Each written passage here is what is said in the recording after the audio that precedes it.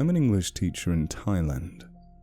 The teacher I replaced left a disturbing diary. I'll cut straight to the chase. I'm an ESL teacher, which basically means I teach English as a second language. I'm currently writing this from Phuket City, Thailand, my new place of work. But I'm not here to talk about my life. I'm actually here to talk about the teacher I was hired to replace. This teacher's name is Sarah, a fellow Westerner like myself, and rather oddly, Sarah packed up her things one day and left Thailand without even notifying the school. From what my colleagues have told me, this was very out of character for her. According to them, Sarah was a kind, gentle, and very responsible young woman. So you can imagine everyone's surprise when she was no longer showing up for work. I was hired not long after Sarah was confirmed to be out of the country. They even gave me her old accommodation. Well, once I was finally settled in and began to unpack the last of my stuff, I then unexpectedly found something. What I found, placed intentionally between the space of the bed and the bedside drawer, was a diary. As you can probably guess, this diary belonged to Sarah. I just assumed she forgot to bring the diary with her when she left. Well, I'm not proud to admit this, but I read what was inside. I thought there may be something in there that suggested why Sarah just packed up and left. But what I instead found was that all the pages had been torn out. All but 5. And what was written in these handful of pages, in her own words, is the exact reason why I'm sharing this. What was written was an allegedly terrifying experience within the jungles of central Vietnam. After I reread the pages in this diary. I then asked Sarah's former colleagues if she had ever mentioned anything about Vietnam, if she had ever worked there as an English teacher, or even if she'd just been there for travel. Without mentioning the contents of Sarah's diary to them, her colleagues did admit she had not only been to Vietnam in recent years, but had previously taught English as a second language there. Although I now had confirmation Sarah had in fact been to Vietnam, this only left me with more questions than answers. If what Sarah wrote in this diary of hers was true, why had she not told anyone about it? If Sarah was going around telling people about her traumatic experience, then why on earth did she leave her diary behind? And why are there only 5 pages left? What other parts of Sarah's story were in there? Well, that's why I'm sharing this now. Because it is my belief that Sarah wanted some part of her story to be found and shared with the world. So without any further ado, here is Sarah's story in her exact words. Don't worry, I'll be back afterwards to give some of my thoughts. May 30th, 2018. That night I again bunked with Haley, while Brody had to make do with Tyler. Despite how exhausted I was, I knew I just wouldn't be able to get to sleep. Staring up through the sheer darkness of Haley's tent ceiling, all I saw was the lifeless body of Chris, lying face down with stretched horizontal arms. I couldn't help but worry for Sophie and the others, and all I could do was hope that they were safe and would eventually find their way out of the jungle. Lying awake that night, replaying and overthinking my recent life choices, I was suddenly pulled back to reality by an outside presence. On the other side of that thin polyester wall, I could see, as clear as day through the darkness, a bright and fluorescent glow, accompanied by a polyphonic rhythm of footsteps. Revealing that it may have been Sophie and the others, I sit up in my sleeping bag, just hoping to hear the familiar voices. But as the light expanded, turning from a distant glow into a warm and overwhelming presence, I quickly realized the expanding bright colors that seemed to absorb the surrounding darkness were not coming from flashlights. letting go of the possibility that this really was our friends out there, I cocooned myself inside of my sleeping bag, trying to make myself as small as possible, as I heard the footsteps and snapping twigs come directly outside of our polyester walls. I closed my eyes. The glow was still able to force its way into my sight. The footsteps seemed so plentiful, almost encircling the tent, and all I could do was repeat in my head the only comforting words I could find. Thus we may see that the Lord is merciful unto all who will, in the sincerity of their hearts, call upon His name.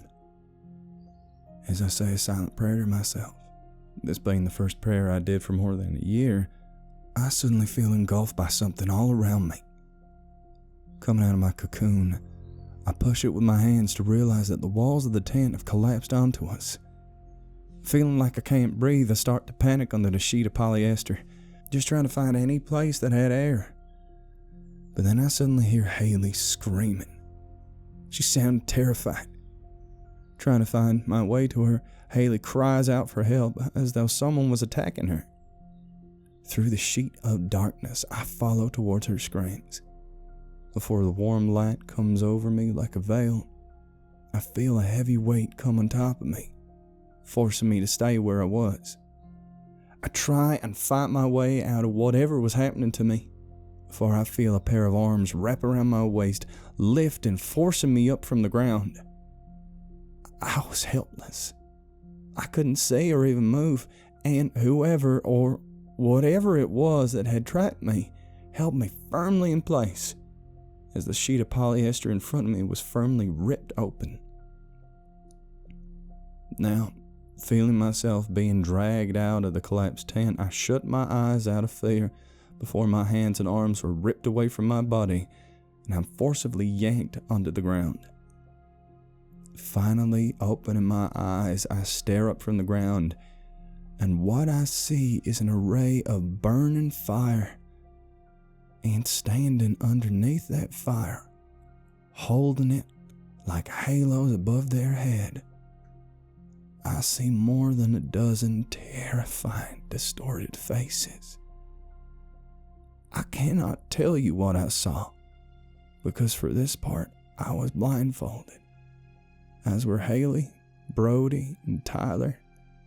Dragged from our flattened tents, the fear on their faces was the last thing I saw before a veil of darkness returned over me. We were made to walk, forcibly through the jungle and vegetation. We were made to walk for a long time. Where to? I didn't know, because I was too afraid to even stop and think about whatever it was that had taken us. But it must have taken us all night, because when we were finally stopped, forced to the ground and our blindfolds taken off, the dim morning light appeared around us, as did our captors. Standing over us, Tyler, Brody, Haley, Aaron, and the others, they were there too. Our terrified eyes met as soon as the blindfolds were taken off, and when we finally turned away to see who or what it was that had taken us, we see a dozen or more human beings. Some of them were holding torches, while others held spears, with arms protruding underneath a thick fur of vegetative camouflage. And they all varied in size. Some of them were tall, but others were extremely small, no taller than the children from my own classroom. It didn't even matter what their height was, because their bare arms were the only human thing I could see. Whoever these people were, they hid their faces under a variety of hideous wooden masks. No one of them was the same. Some of them appeared human, while others were far more monstrous, demonic, animalistic tribal masks. Aaron was right. The stories were real. Swarming around us, we then hear a commotion directly behind our backs. Turning our heads around, we see that a pair of the tribespeople were tearing up the forest floor with extreme, almost superhuman ease. It was only after did we realize that what they were doing wasn't tearing up the ground in a destructive act, but they were exposing something already there. What they were exposing from the ground, between the root legs of a tree, heaving from its womb, branches, bush, and clumps of soil, as though bringing newborn life into this world, was a very dark and cavernous hole.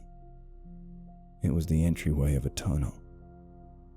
The larger of the tribe's people came directly over us. Now looking down at us, one of them raises his hand by each side of his horn mask, the mask of the devil. Grasping in his hands the carved wooden face, the tribesman pulls the mask away to reveal what is hidden underneath, and what I see is not what I expected. What I see is a middle-aged man with dark hair and a dark beard. But he didn't look Vietnamese. He barely even looked Asian. It was as if whoever this man was a mixed race of Asian and something else. Following by example, that's when the rest of the tribe's people removed their masks, exposing what was underneath. And what we saw from the other men and women were similar characteristics, all with dark or even brown hair, but not entirely Vietnamese. Then we noticed the smaller ones. They were children, no older than 10 or 12 years old. But what was different about them was not only did they not look Vietnamese, they didn't even look Asian. They looked Caucasian. The children appeared to be almost white. These were not tribespeople. We didn't know. The man, the first to reveal himself. He walks past us to stand directly over the hole under the tree, looking around the forest to his people, as though silently communicating through eye contact alone. The unmasked people bring us over to him, one by one. Placed in a singular line directly in front of the hole, the man, now wearing a mask of authority on his own face, stares daggers at us, and he says to us in plain English words, "Crawl! Crawl!" As soon as he shouts these familiar words to us, the ones who we mistook for tribespeople, camouflaged to blend into the surroundings, force each of us forward, guiding us into the darkness of the hole. Tyler was the first to go through, followed by Steve, Miles, and then Brody. Aaron was directly after, but he refused to go through out of fear. Tears in his voice, Aaron told them he couldn't go through, that he couldn't fit, before one of the children brutally clubs his back with the blunt end of the spear. Once Aaron was through, Haley, Sophie, and myself came after. I could hear them both crying behind me, terrified beyond imagination. I was afraid too, but not because I knew we were being abducted. The thought of that had slipped my mind. I was afraid because it was now my turn to enter through the hole, the dark, narrow entrance of the tunnel. And not only was I afraid of the dark, but I was also extremely claustrophobic. Entering into the depths of the tunnel, a veil of darkness returned over me. It was so dark I could not see a single thing, not whoever was in front of me, not even my own hands and arms as I crawled further along. But I could hear everything, and everyone. I could hear Tyler, Aaron, and the rest of them panicking, hyperventilating, having no idea where it was they were even crawling to or for how long. I could hear Haley and Sophie screaming behind me, calling out the Lord's name. It felt like we'd been down there for an eternity, an endless continuation of hell that we could not escape. We crawled continually through the darkness and winding bends of tunnels for half an hour before my hands and knees were already in agony. It was only earth between us, but I could not help but feel like I was crawling over an eternal sea of pebbles, that with every yard made turned more and more into a sea of glass shards. That was not the worst of it, because we weren't the only creatures down there. I knew there would be insects down there. I could already feel them scurrying across my fingers, making their way through the locks of my hair or tunneling underneath my clothing. But then I felt something much bigger, brushing my hands with the wetness of their fur or climbing over the back of my legs with a patter of tiny little feet. That was the absolute worst of my fears. There were rodents down there. Not knowing what rodents they were exactly, but having a very good guess, and then feel the occasional slither of some naked worm-like tail. Or at least that's what I told myself. Because if they weren't tails, that only meant it was something much more dangerous and could potentially kill me. Thankfully, further through the tunnel, almost acting as a midway point, the hard soil beneath me had given way, and what I now crawled, or should I say sludged through, was less than a foot-deep layer of mud water. Although this shallow sewer of water was extremely difficult to maneuver through, where I felt myself sink further into the earth with every progression, came with a range of ungodly smells. I couldn't help but feel relieved, because the water greatly nourished the pain from my now bruised and bloodied knees and elbows. Escaping our way past the quicksand of sludge and water like we were no better than a group of rats in a pipe, our suffrage through the tunnels was by no means over. Just when I was ready to give up, to let the claustrophobic jaws of the tunnel swallow me, ending my pain, I finally saw a light at the end of the tunnel. Although I felt the most overwhelming relief, I couldn't help but wonder what was waiting for us at the very end. Was it more pain and suffering? Although I didn't know, I almost didn't care. I just wanted this claustrophobic nightmare to come to an end by any means necessary. Finally reached the light at the end of the tunnel, I impatiently waited my turn to escape forever out of this darkness. Trapped behind Aaron in front of me, I could hear the weakness in his voice as he struggled to breathe, and to my surprise, I had little sympathy for him. Not because I blamed him for what we were all being put through. That his invitation was what led to these cavern of horrors. It was simply because I wanted to be out of this hole, and right now he was preventing that. Once Aaron had finally crawled out, disappearing into the light, I felt another wave of relief come over me. It was now my turn to escape. But as soon as my hands reach out to touch the veil of light before me, I feel as though I'm suddenly and forcibly pulled by my wrists out of the tunnel and back onto the surface of the planet. Peering around me, I see the familiar faces of Tyler and the others staring back at me on the floor of the jungle. But then I look up, and what I see is a group of complete strangers staring down at us. In matching clothing to one another, these strange men and women were dressed head to barefoot in a black fabric, fashioned into loose trousers and long-sleeve shirts. And just like our captors, they had dark hair, but far less resemblance to the people of this country. Once Haley and Sophie had joined us on the surface, alongside our original abductors, these strange groups of people whom we met on both ends of the tunnel bring us all to our feet and order us to walk, moving us along a pathway that cuts through the trees of the jungle. Only moments later do we see where it is we are. We were now in a village, a small rural village hidden inside of the jungle. Entering the village on a pathway lined with wooden planks, we see a sparse scattering of wooden houses with straw rooftops, as well as a number of animal pens containing pigs, chickens, and goats. We then see more of these very same people, taking part in their everyday chores. Upon seeing us, they turn up from what it is they're doing and stare at us intriguingly.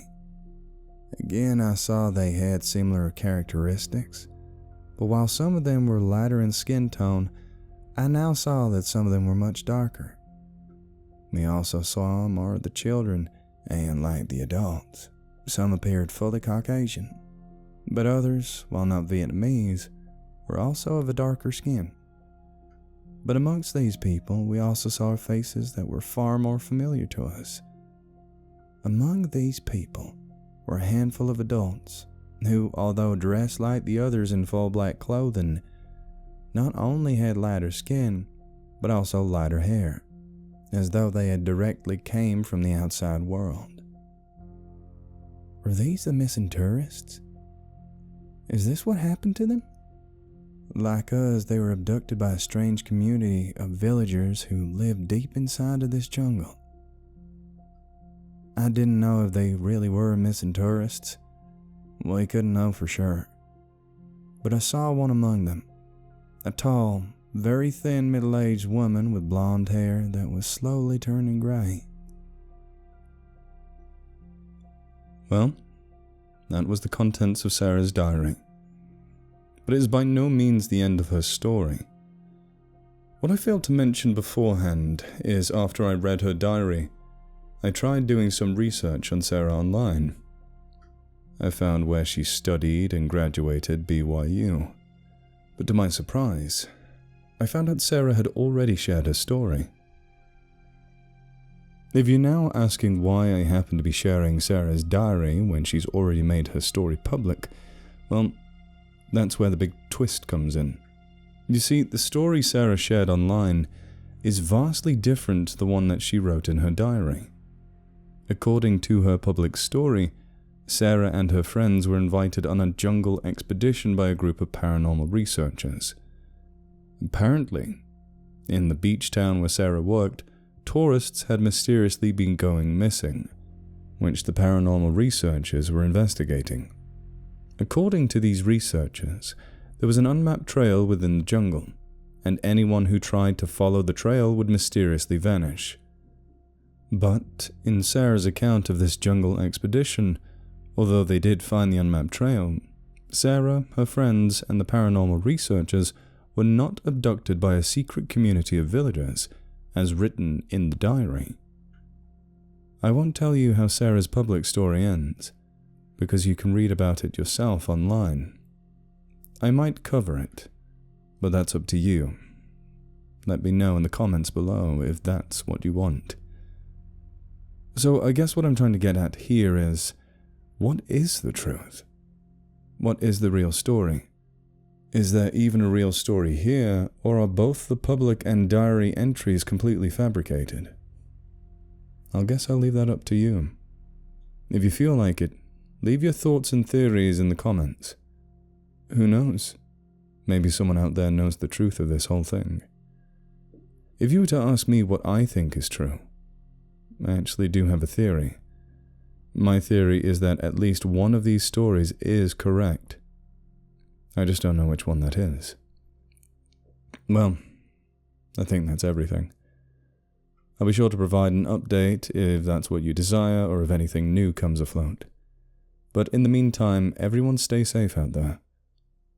After all, the world is truly an unforgiving place.